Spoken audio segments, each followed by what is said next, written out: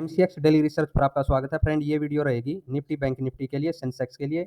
और इस वीडियो के अंदर टारगेट रखा जाएगा वीकली, जैसा हर वीक वीडियो के अंदर हम रखते हैं। आवरली कैंडल है सभी के सभी। अगर डाटा की बात की जाए तो F I I D I का क्या डाटा है वो चेक कर लेते हैं एक बार। तो चलते हैं डाटा की तरफ। तो ये है फ्रेंड, यहाँ पर डी आई की पोजीशन है वो पॉजिटिव है और एफ आई की पोजीशन है वो नेगेटिव है। ठीक है, ये है नेगेटिव, एफ आई की पोजीशन है। और डी आई क्या है जो ऊपर है वो है पॉजिटिव, लगभग डबल है साइज में एफ आई के। ठीक है, तो एक कैश की बात हो गई मार्केट की, यानी कि मार्केट का जो ओवरऑल सेंटीमेंट है ऐसा नेगेटिव नहीं दिख रहा है। फिर भी क्या मार्केट सपोर्ट के ऊपर खड़ी है। अगर मैं चार्ट को छोटा करूं, यहाँ पर ये निफ्टी का चार्ट है और आपको मैंने पिछले टाइम में भी बता रखा था 24,500 के ऊपर जब तक निफ्टी है इस जोन में तब तक ये सपोर्ट के ऊपर है और ये कहीं ना कहीं बाई में जाने वाली है।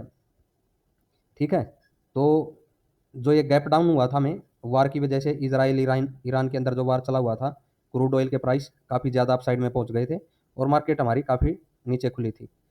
खुलने के बाद ये सपोर्ट के ऊपर थी, वहीं से एक तेज़ी देखी गई और अभी निफ्टी की क्लोजिंग है 24,735 पर। तो 24,700 निफ्टी के लिए एक मजबूत सपोर्ट रहेगी, 24,700 अभी के लिए। अगर इसके नीचे प्राइस आता है तो डाउन साइड की पोजीशन दोबारा बन सकती है फ्रेंड।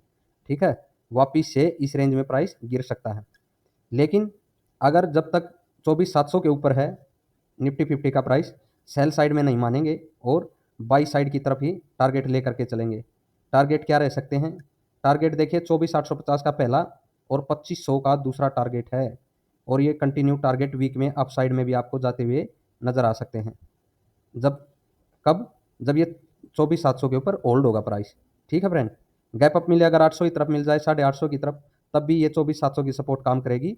अगर इसके नीचे देखिए प्राइस निकलता है, मैंने बोला 24,700 के नीचे निकले, इस तरह से रिटेस्ट हो गिरने लगे तो प्राइस सेल साइड की तरफ मुड़ सकता है। उसका अगला टारगेट 24,500 फिर से ये सपोर्ट रहेगी। इस 24,500 की सपोर्ट जो ये है 450 के करीब, इसके नीचे भी प्राइस एक्शन इस प्रकार का दिखे आपको रिटेस्ट होते हुए। प्राइस पहले इसके नीचे निकले, बाद में अप साइड में जाकर इस तरह से मुड़ जाए और गिरने लगे तो फ्रेंड वहाँ पर सेल साइड की आगे की विंडो खुलेगी। उसका टारगेट रहेगा 24,240 जो बीच में एक माइनर टारगेट। अदरवाइज आपको 23,900 तक के टारगेट देखने को मिलेंगे जो हमने ये सपोर्ट अगली ड्रॉ कर रखी है। ठीक है, तो ये टारगेट रह सकते हैं निफ्टी के लिए। सेल साइड में और बाई साइड में दोनों टारगेट की बात हुई है। वीकली टारगेट है हमारे और वीकली टारगेट में अप साइड की भी बात हुई है और सेल साइड की भी बात हुई है। सेल साइड में देखिए 23,850 से 900 ये मेन सपोर्ट रहेगी। कब? जब ये 24,500 के नीचे रिटेस्ट हो गिरने लगे, यानी टारगेट फर्स्ट 24,200 के करीब और सेल साइड में 24,500 के नीचे रिटेस्ट हो गिरने लगे तो 24,200 के करीब पहला टारगेट और सेकंड टारगेट 23,900 का, ये हमारा T2 रहेगा। एसएल किस प्रकार से रखें? हमने टारगेट की तो यहाँ पर बात कर ली। अगर इस तरह से प्राइस एक्शन भी मुड़े गिरे तो क्या करें? यहाँ पर भी जो आवरली कैंडल बनी हो ना फ्रेंड, इस प्राइस को जो नीचे क्लोजिंग दे, ठीक है, और फिर उस रीटेस्ट हो इस तरह से गिरने लगे, इस आवरली कैंडल के ऊपर अपना एसएल रख सकते हैं। ठीक है, कौन से टारगेट? 24,200 और 23,900 के लिए। बाई साइड में इधर जो भी कैंडल बनेगी ना 700 के करीब आवरली कैंडल, ठीक है, जो भी ग्रीन कैंडल बन जाए और उसके ऊपर प्राइस इस तरह से चलने लगे तो बाई साइड की तरफ चलेंगे, उसी कैंडल के नीचे एसएल रख के। टारगेट कौन से रखेंगे? 23,850 पहला टारगेट, सेकंड टारगेट 2500 का, ये मिनिमम अपसाइड के टारगेट रहेंगे हमारे निफ्टी 50 के लिए। और ये कंटिन्यू अपसाइड में भी प्राइस चल सकता है, जैसा 25,230 के करीब है, ये ग्रीन लाइन लगा रखी है हमने। अगर इसके ऊपर होल्ड होता है प्राइस तो और भी बड़ी तेजी हमें देखने को मिलेगी निफ्टी 50 में। ये बैंक निफ्टी का चार्ट है फ्रेंड, यहाँ पर भी सभी कैंडल आवरली हैं और देखिएगा ये ट्रेंड लाइन नीचे ड्रॉ की गई है आवरली कैंडल के ऊपर और इस ट्रेंड लाइन के करीब लगभग बैंक निफ्टी का प्राइस आ चुका है, जो जिसकी क्लोजिंग अभी 55,577 पर है।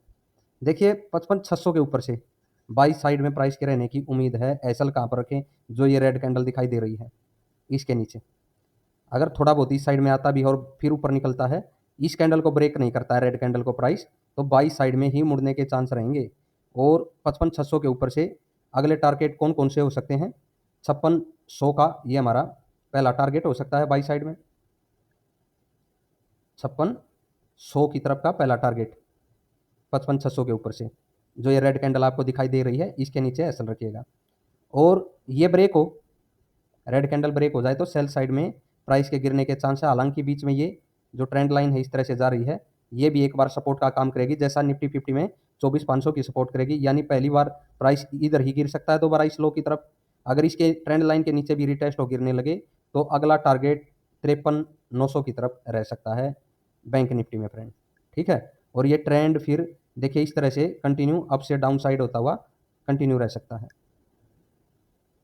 तो यहाँ पर अगर मैंने बाई साइड में यही बात हुई 5600 तक की T1 टारगेट था जो, ठीक है। सेल साइड में तो मैंने बता दिया कि आगे किस प्रकार से कंटिन्यू रह सकता है। ट्रेंड लाइन की तरफ गिरे, इसके नीचे होल्ड हो तो ये 53,900, इसके भी नीचे प्राइस निकल जाए, रीटेस्ट हो गिरने लगे तो कंटिन्यू आपको बड़ी गिरावट देखने को मिल सकती है बैंक निफ्टी में।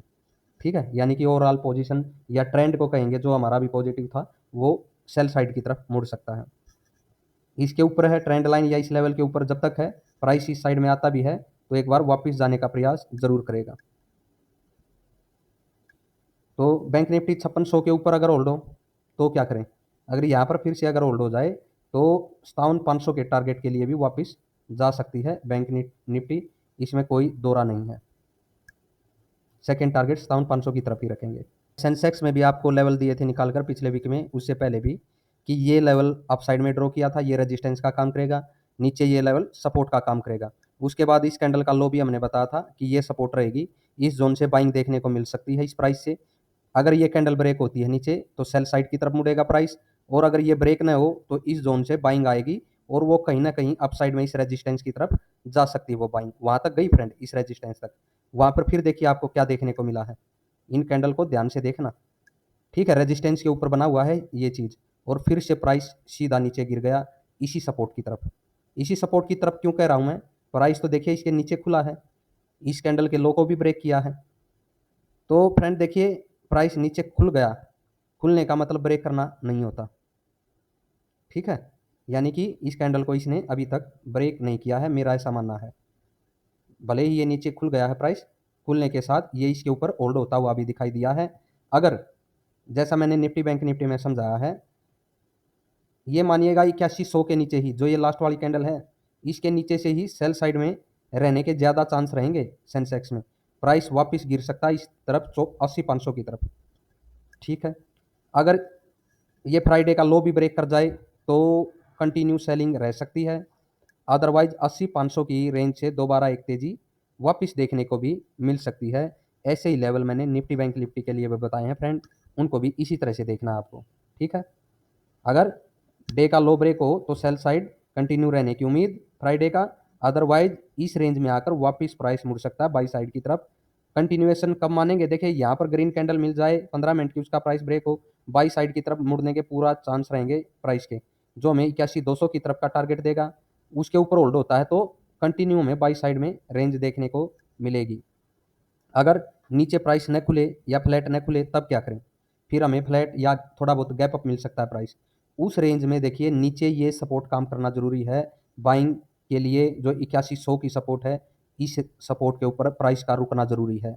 यहाँ पर रुक कर दोबारा अप साइड में बढ़ता है तो वो भी हम बाई साइड की तरफ प्राइस को मुड़ा हुआ मानेंगे और वापिस से अपना टारगेट रखेंगे 82,250 से 82,700 की रेंज में, 82,250 से 82,700 की रेंज में ये हमारे टारगेट रहने वाले हैं बाई साइड के लिए। कब, जब ये 8100 की सपोर्ट काम करे, अगर इसके नीचे प्राइस होल्ड हो तो 80,500 साइड रह सकती है सेंसेक्स में भी, ऐसा कुछ हमें चार्ट पर दिखाई दे रहा है।